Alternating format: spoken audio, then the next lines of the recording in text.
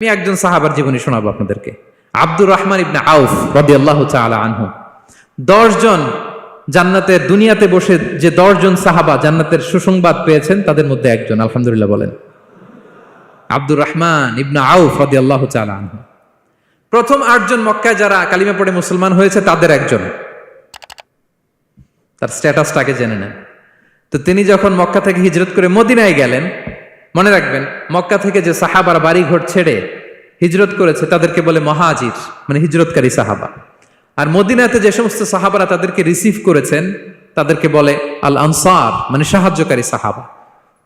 তো যারাই হিজরত করে মক্কা থেকে মদিনায় যেত, বিষ্ণু ইসা ইসলাম মদিনার কোন সাহাবীর সাথে তার ভাই পাতিয়ে দিতেন, আল মুআখাত, ব্রাদারহুড করে দিতেন, দায়িত্ব দিতেন যে তুমি এই সাহাবীকে দেখবে। তো আব্দুর রহমান ইবনে আউফ রাদিয়াল্লাহু তাআলা আনহু যখন হিজরত করে গেলেন, তার দেখভাল করার জন্য যে সাহাবীর দায়িত্ব পড়ল তার নাম হচ্ছে সাআদ ইবনে রাবিয়া, আনসারী সাহাবী রাদিয়াল্লাহু তাআলা আনহু। বিষ্ণু বললেন, সাআদ, আব্দুর রহমান ইবনে আউফ তোমার ভাই, ভাই বানিয়ে দিলেন। কি বানিয়ে দিলেন? তুমি তাকে টেক কেয়ার করবে, সে হবে তোমার মেহমান। সুবহানাল্লাহ। সাআদ ইবনে রাবিয়া রাদিয়াল্লাহু তাআলা আনহু তিনি আব্দুর রহমান ইবনে আউফকে ডেকে নিয়ে গেলেন, ঘরে নিয়ে গেলেন মেহমানকে, এবং বললেন, ইয়া সাআদ ইন্নী আকসারুল আনসারি মালান। হে সাআদ, তুমি চিন্তা করো না, তুমি মনে করো না যে তোমার ভরণ পোষণ দিতে আমার কষ্ট হবে। আমি মদিনার সবচাইতে বড় বিজনেস ম্যাগনেট, সবচাইতে বড় বিজনেস ম্যাগনেট আমি। No tension, don't worry about it. Tension নিও না, আসো, তোমার জন্য আমার কি প্রপোজাল শোনো। ফাআকসিমু লাকা নিসফা মালি, আমার যত সম্পদ আছে আমি অর্ধেক তোমার দিয়ে দিব। সুবহানাল্লাহ। এত আসতে আপনার বাড়িতে কেউ মেহমান হলে করতে পারবেন এরকম? আল্লাহ, কেমন প্রেরণার বাতিঘর তারা। ফাআকসিমু নিসফা মালি, হে আব্দুর রহমান ইবনে আউফ, আমার অর্ধেক সম্পদ তোমারে দিয়ে দিব। এখানেই শেষ না, এরপর বলতে লাগলেন, আমার অনেকগুলো স্ত্রী আছে, তুমি কোথায় যে মেয়ে খুঁজবা, প্রস্তাব দিবা, এত ঝামেলার দরকার নাই। আমার কোন স্ত্রীকে তোমার ভালো লাগে বলো, তার যদি তোমাকে ভালো লাগে তাহলে প্রয়োজনে তাকে আমি ডিভোর্স দিয়ে দিব, তাকে নিয়ে তুমি সুখের সংসার করবা। আল্লাহু আকবার, আল্লাহু আকবার। অর্ধেক সম্পদ দিয়ে দিব, আমার একাধিক স্ত্রী আছে, কাউকে যদি তোমার পছন্দ হয় এবং সেও যদি তোমাকে পছন্দ করে প্রয়োজনে তাকে ডিভোর্স দিব। New life, new career, just go on. আমরা এই সুযোগ পেলে কি করতাম?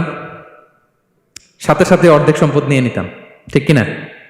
আব্দুর রহমান ইবনে আউফ প্রেরণার বাতিঘর। উনি কি করলেন? উনি বললেন, লা হাজাতা লি ফি যালিক। আমার ভাই, তুমি যে বলছো সাআদ ইবনে রবি, তুমি যে এত চমৎকার প্রপোজাল দিয়েছো, এতেই আমি খুশি। তোমার কোনো কিছুর আমার দরকার নাই। বারাকাল্লাহু লাকা ফি আহলিকা ওয়া মালিক, আল্লাহ তোমার সম্পদে বরকত দেখ, আল্লাহ তোমার পরিবারেও বরকত দেখ। তবে একটা কষ্ট করতে হবে, সেটা কি? আব্দুর রহমান ইবনে আউফ বললেন, দুল্লানি ইলা সুক, just show me the way to market. মদিনার বাজারটা কোথায় এটা একটু দেখায় দাও। আমি নতুন মানুষ, পথঘাট চিনি না। দুল্লানি ইলা সুক, just show me the way to market of Medina. মদিনার বাজারটা কোন রাস্তা একটু দেখায় দাও। আল্লাহু আকবার। সাআদ ইবনে রবি বললেন, এই তো মদিনার বাজার। উনি যে কিছু ঘি কিনলেন, পনির কিনলেন, কিনে বিক্রি করলেন, প্রফিট করলেন। ওই প্রফিট দিয়ে আরো বেশি করে কিনলেন, আবার বিক্রি করলেন, প্রফিট, আবার বিক্রি করলেন, প্রফিট। এই কেনা বেচা করতে করতে 1-2 মাসের মধ্যে উনি মদিনার one of the biggest business magnate হয়ে গেলেন। আল্লাহু আকবার। কি হাড় ভাঙ্গা পরিশ্রমই না তারা করেছেন। একেবারে রেডি ক্যারিয়ার ছিল, গেলাম সবচেয়ে বড় বিজনেসম্যানের অর্ধেক সম্পত্তি পেয়ে গেলাম। He didn't accept the ready career, rather he made his own path with his own Endeavour. নিজের চেষ্টায়, নিজের পরিশ্রমে, নিজের ঘাম ঝরিয়ে নিজের ক্যারিয়ার তৈরি করেছেন। চিল্লায় বলেন ঠিক কিনা?